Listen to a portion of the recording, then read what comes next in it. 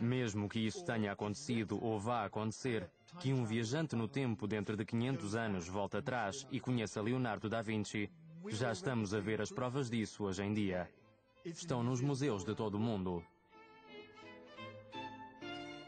Assim, embora possa ser possível contribuir para a história, ajudar a que algo aconteça, o que não parece possível é voltar atrás e mudar o passado. Uma restrição que tem consequências terríveis para todos nós.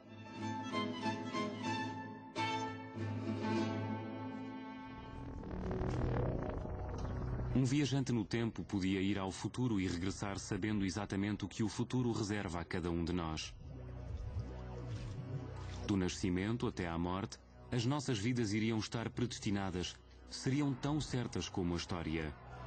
Iríamos perder o conceito de responsabilidade pelos nossos atos, com consequências potencialmente assustadoras para a sociedade. Felizmente, alguns acreditam que a própria ciência oferece uma maneira de sair desta visão desagradável. O livre-arbítrio é fundamental para a nossa concepção filosófica de nós mesmos enquanto pessoas.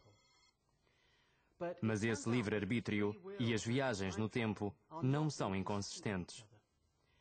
Para compreender porquê, temos de investigar alguns aspectos muito estranhos da realidade. O professor David Deutsch, físico influente e escritor, é o principal proponente do mundo de algo chamado Teoria do Universo Paralelo. A teoria diz que para além do universo que vemos à nossa volta, existe um grande número de outros universos paralelos. Alguns deles são semelhantes ao nosso, diferentes apenas na posição de um átomo, e outros são muito diferentes. Por exemplo, existem universos onde eu estou sentado em casa a ver televisão e você está a ser entrevistado sobre universos paralelos. Esta ideia bizarra vem do estudo de partículas subatômicas que, quando são postas a trabalhar dentro de um computador, por exemplo, demonstram um comportamento que é quase absurdo. Explicar o porquê pode salvar-nos de um futuro que está fixo. Se olharem para o universo numa escala muito pequena, começam a ver coisas que são estranhas à nossa vivência cotidiana. No dia a dia, estamos habituados a que os objetos retenham a sua identidade à medida que se movem. Esta caneta continua a ser uma caneta enquanto se move. Uma partícula subatômica pode transformar-se noutra partícula, ou em duas outras partículas, ou então duas partículas podem fundir a sua identidade e transformar-se numa só. Imaginem que o nosso universo é como uma mesa de bilhar. Normalmente as bolas seguem à letra as leis familiares da física, leis que foram estabelecidas por Sir Isaac Newton há mais de 300 anos. Mas se o jogo fosse encolhido para uma escala subatômica, iriam começar a acontecer algumas coisas estranhas. Por vezes, uma partícula subatômica pode estar a viajar e mudar de rumo sem que observemos qualquer razão.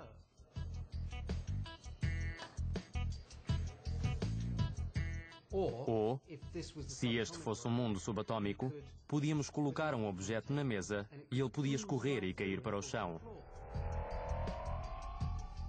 E isso é só o início. Este é o mundo estranho da mecânica quântica. E os físicos ainda discutem sobre o que se passa de verdade. A resposta de David Deutsch é quase tão estranha como o problema. O que se passa é que o universo que vemos é apenas uma parte da realidade física. Existem universos paralelos, e cada partícula no nosso universo tem duplicados em muitos dos universos paralelos. E, em algumas condições, esses duplicados afetam a partícula que podemos ver. Os universos estão constantemente a interferir uns com os outros. Este comportamento pode ser explicado pelo facto das partículas chocarem. Partículas escondidas que pertencem a universos escondidos, onde decorre uma versão diferente dos acontecimentos. Estes universos paralelos permitiriam a um viajante no tempo fazer o que quisesse. Se imaginarmos que viajar no tempo é possível, podemos usar a teoria quântica para determinar o que aconteceria se entrássemos numa máquina do tempo e viajássemos até ao passado. A resposta é, iríamos para o passado de um outro universo. E é por isso que o livre-arbítrio não representa um problema.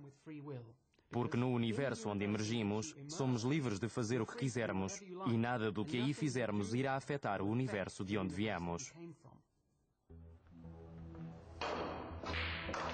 Imaginem que uma bola entra num buraco, volta atrás no tempo e dirige-se para o monte de bolas, ameaçando a sua própria história, numa versão de bilhar do paradoxo do bisavô.